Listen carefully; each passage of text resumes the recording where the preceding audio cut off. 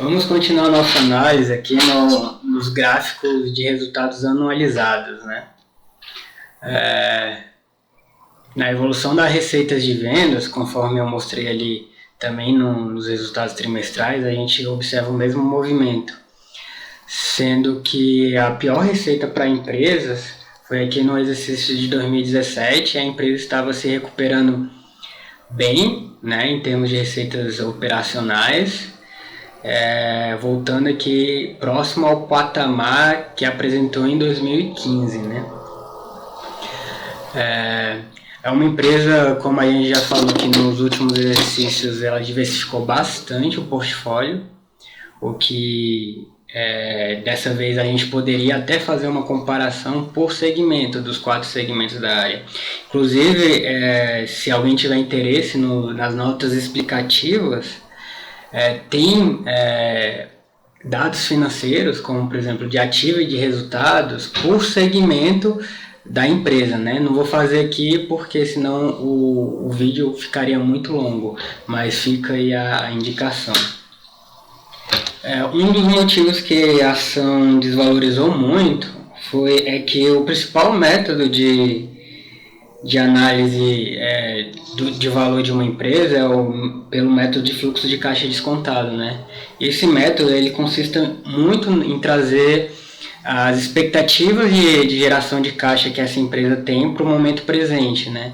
Como essa empresa ela tinha boas perspectivas de geração de fluxo de caixa, antes da crise do coronavírus, a ação dela valorizou de uma maneira bastante exponencial. Ocorre que com o cenário de estagnação econômica, e se a gente considerar que a empresa trabalha também no setor de hotelaria e de restaurantes, que está sendo prejudicado nesse momento de lockdown, isso, digamos assim, prejudica as expectativas em relação ao fluxo de caixa da empresa, né? Ao fluxo de caixa descontado, é o principal método de valuation. E como as expectativas dos investidores que tentam olhar o futuro para a empresa não estão tão otimistas, a ação saiu lá de mais de R$8 até R$3,80, que é mais ou menos quanto tá agora, né? Quando esse vídeo está sendo gravado. De todo modo, a entrevista aqui que está aqui embaixo aqui na descrição com o CEO, ele dá informações importantes, como por exemplo o aeroporto Catarina, que foi inaugurado em dezembro do ano passado. Ele está com uma boa capacidade operacional, ele continua em operação, né? E não só isso, ele está com bom fluxo. Ele está com um bom fluxo, porque é um aeroporto executivo, né? Ele não é um aeroporto comercial. Ele está com um bom fluxo e, portanto, está gerando um fluxo de caixa para a empresa. E no setor de empreendimentos imobiliários, também a indicação de que a empresa continua com todos os seus projetos de expansão imobiliária e não houve paralisação na maioria de seus projetos. Às vezes o mercado penaliza demais as empresas, né, em termos de cotação de curto prazo, por não entender muito bem qual o impacto que aquilo vai ter, né, na saúde financeira da empresa. Por isso que eu disse no gráfico, no vídeo passado, que o mais importante nesse momento é analisar quanto tempo a empresa consegue se sustentar mesmo com seus resultados prejudicados. Então a análise dos resultados eles são legais, são, né, mas aqui ele representa um passado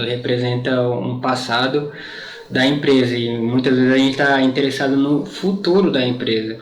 O balanço patrimonial ele é mais sólido no sentido de me responder a pergunta: quanto tempo essa empresa consegue se sustentar? Como está o endividamento dessa empresa, né? Como está essa empresa em termos de caixa, né? Em termos de disponibilidades? Como é essa empresa em termos de ativo imobilizado, né? Porque todas essas questões ela tem que ser todo um quebra-cabeça que a gente tenta montar para responder a seguinte pergunta: essa empresa aqui ela tem capacidade de, no médio prazo, retornar em termos de valorização para o acionista, o que ela estava entregando até então fica a pergunta, né? E é essa pergunta que a gente está tentando responder. Então, chega de filosofia e vamos voltar aqui para o resultado. Evolução dos resultados da empresa, né? Aqui de novo, né, o lucro líquido tem um EBIT, tem um resultado bruto, mostra que em termos analisados aqui ela também se recuperou bem. De novo eu mostro aqui que em termos de resultado bruto, esse resultado ele nunca foi negativo para essa empresa, embora em algumas empresas do setor imobiliário tenha possível perceber isso. O lucro operacional, que apesar de ter sido bastante baixo aqui nesse exercício 2016-2017, mostra uma recuperação bastante positiva aqui em 2019. E o pior aqui foi o lucro líquido, né, nesses exercícios de crise, né, de 2016-2017, que foi influenciado também pelo pagamento de juros, que foi bastante acentuado nesse exercício. Já no último ano, né, que é anualizado,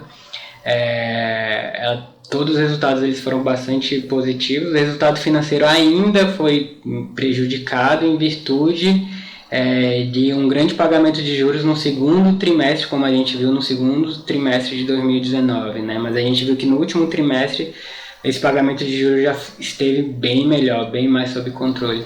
Aqui na evolução das margens, a gente vê aqui que aquilo que a gente estava vendo aqui, 65% negativo em termos de margem líquida aqui em 2016, um resultado péssimo.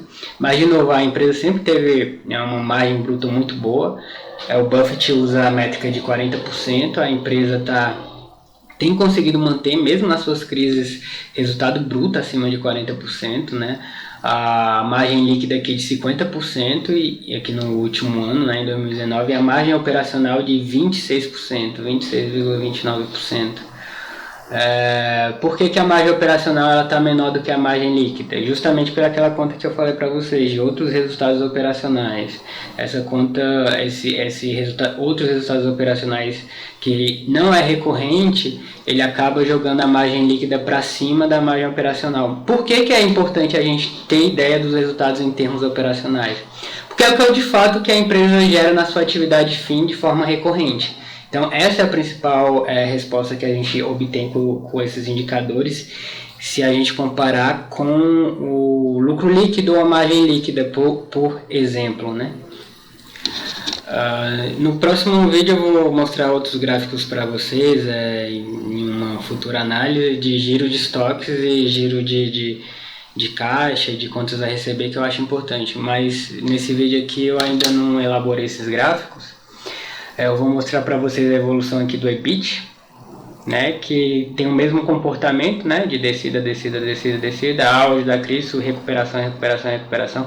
Estávamos esperando aqui um resultado positivo, né, mas o mês de março ele foi o auge aí do pânico do coronavírus, então provavelmente aqui o que está para vir aqui é uma incógnita, né, talvez em janeiro e fevereiro possivelmente podemos ter bons resultados em termos operacionais, e em março fica a incógnita do tamanho do buraco que se gerou.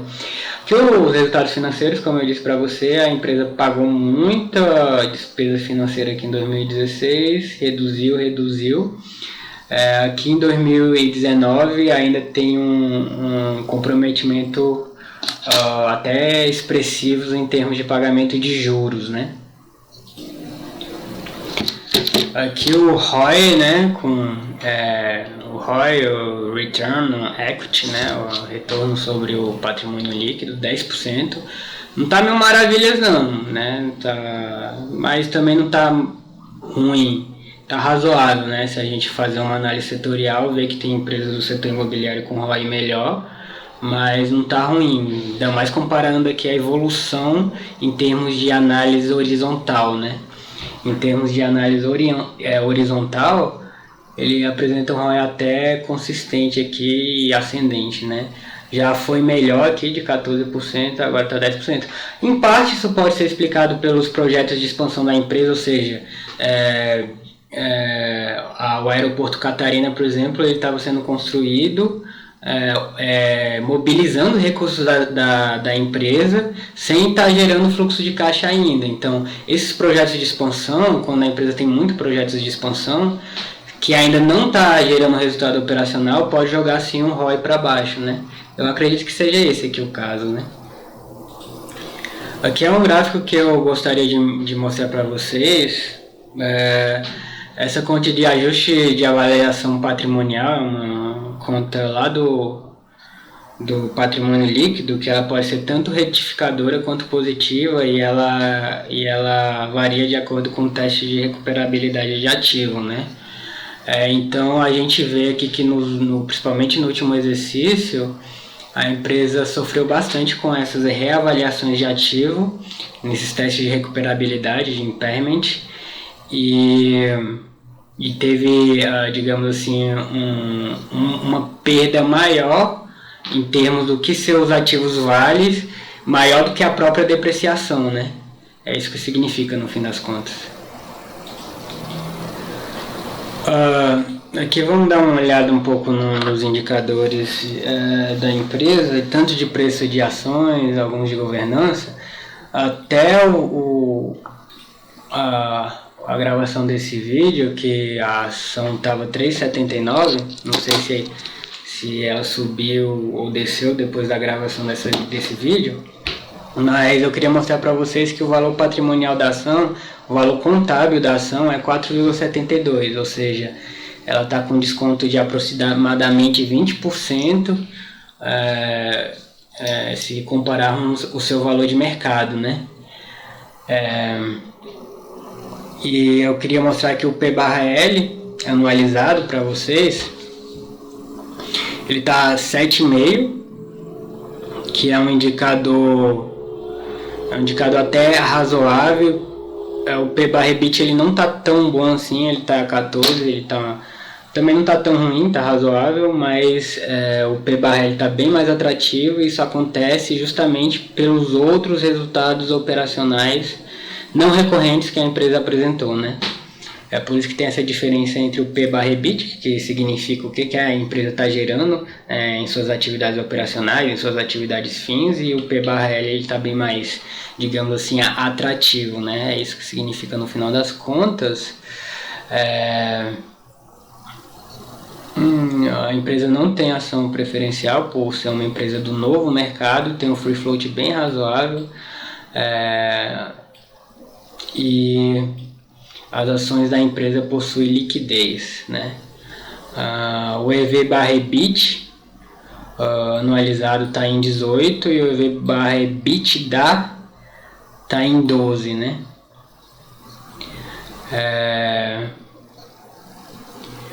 A empresa, até a data da gravação desse vídeo, ou então até a data que eu consultei na B3, a empresa não tinha ações em tesouraria, né? Que faz sentido porque ela fez follow-on, né? Se ela tivesse ação em tesouraria, não precisava fazer follow-on, né?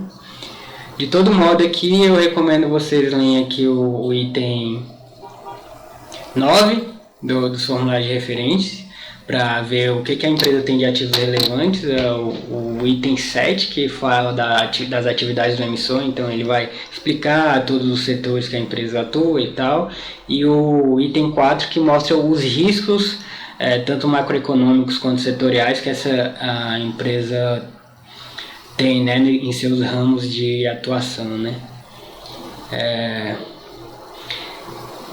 Enfim, galera, claro que aqui é uma análise contábil, uma análise fundamentalista, uma análise do que aconteceu com a empresa até então. Muitas vezes a gente está interessado em traçar em futuras projeções para a empresa, né? E aqui a gente fez uma análise em relação ao passado da empresa. Tá tudo muito incerto, né? Tanto em termos de cenário macroeconômico quanto em termos de cenários setorial, né? Se a gente pegar cada setor da empresa, tem setores que estão mais prejudicados, né? Como o setor de shoppings ou de restaurantes, e tem setores que não foram tão prejudicados assim. De todo modo, como eu disse, eu acho que o mais importante aqui é fazer uma análise de se essa empresa ela consegue sustentar períodos de crise. Eu acho que isso aí já está mais que provado pelos esses 2 vídeos que eu gravei, que a empresa fez uma boa gestão financeira, que ela não tem pressão no fluxo de caixa, e fora isso, ela tem uma boa gestão, né? Porque ela saiu de situação completamente complicada, tanto em termos de pressão no fluxo de caixa, quanto em termos de prejuízos. Ela saiu de uma gestão, de uma situação completamente complicada e começou a desenhar um cenário de bastante folga, né, em termos de pressão de fluxo de caixa e bons resultados líquidos e operacionais.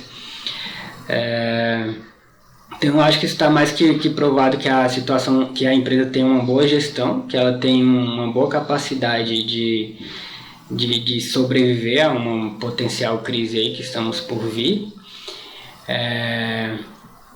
Então esse é meu parecer. Eu não recomendo, isso não é uma recomendação de compra, né? Eu nem recomendo nem desrecomendo. Isso aqui é apenas uma análise dos demonstrativos financeiros e cada um tem uma opinião crítica em relação a elas.